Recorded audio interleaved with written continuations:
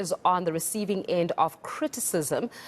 This is obviously looking at this loan that has now been approved by the World Bank. So it is a loan worth 7.6 billion rand. Basically, what they're saying is that the Democratic Alliance says the approval of a 7.5 billion rand loan shows South Africa's desperation. The loan is said to finance more vaccine purchases. So now you'll remember in January, government bagged another 11.5 billion rand loan. For more on this now, let's bring in Ashor Sarupen, who's the DA's Shadow Deputy Minister of Finance. Ashor, thank you so much for your time this morning. I mean, when we're looking at exactly what this loan now, this recent loan is about to finance, it's also looking at assisting with financing vaccine procurement contracts.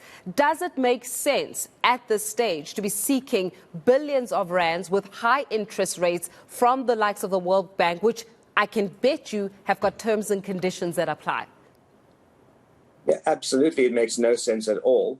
And under the current circumstances, with slow vaccine uptake and millions of vaccines being discarded for being unused, it makes even less sense. What National Treasury is really doing is looking for lower interest loans than the general market, because on the general borrowing market, they're struggling to find any kind of financing at good rates. The IMF informed the Democratic Alliance recently that at their most recent meetings with the national government, they declined to provide any further loans considering the state of the economy. So it makes really no sense at all. You know, as we're taking a look at even the figures, right, we keep borrowing. There are interest rates that need to be met. There's obviously the repayment of debt that needs to be made. In this case, I have to ask, who's going to pay for this debt? The South African taxpayer is going to pay for it. And they're paying for it in ways that they don't see. They're really paying for it in public services. So let me put this into perspective. In the new financial year for government, for every rand that is going to be spent on police, they're going to be spending 3 rand on debt. For every rand that is spent in sports, recreation, arts and culture combined, they're spending an equivalent 25 rand on debt. And so the taxpayer is paying for it not just through increased taxes, through a failure to adjust the tax brackets properly, but they're really paying for it through cuts in public services. And so if you look at the rates of police officers, it's not growing relative to the population. The rates of teachers, as numbers of teachers, that's why classrooms keep getting bigger and bigger, it is not growing in line with the population. And that is as a consequence of all of the debt that the state has accumulated. The debt to GDP ratio has ballooned, and they don't look like they're going to stabilize it until 2025 before getting it under control. So more and more borrowing is on the cards over the next couple of years. Yeah, you know, as you speak about more and more borrowing being on the cards for the next couple of years, and as you're saying, somebody's going to pay for it, and the taxpayer is going to pay for it as well.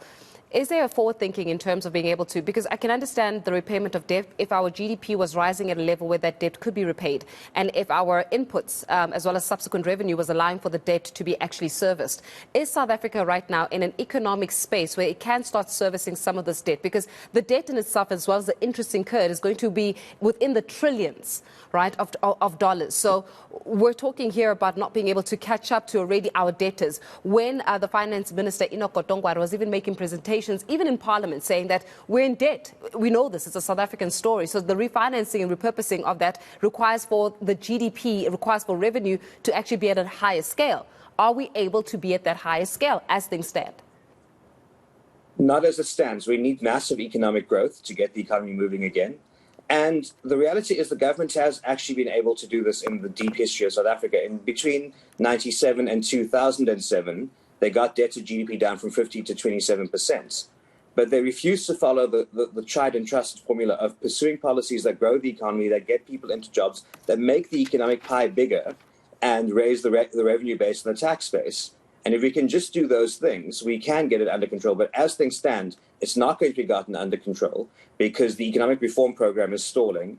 Because even simple things, like releasing spectrum, which can give us a good boost from the digital economy, has been hanging in the air since 2007 and hasn't happened.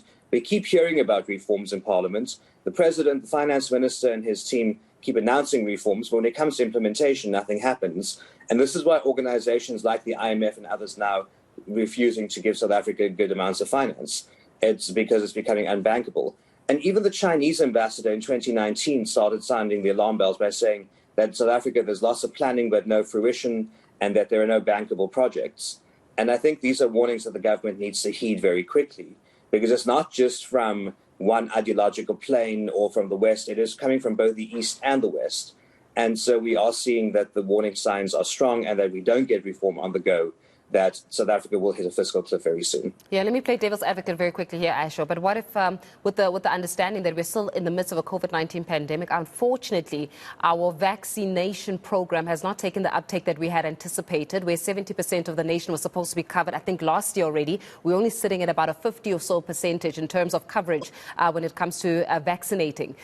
In that sense, I mean, would this money in itself not help with the programs that would actually drive vaccination in general as the country? Or are we just here, fighting a losing battle? Look, I think that the vaccination situation is more about hesitancy than it is about resources. No amount of money that you throw into it is going to resolve the problem.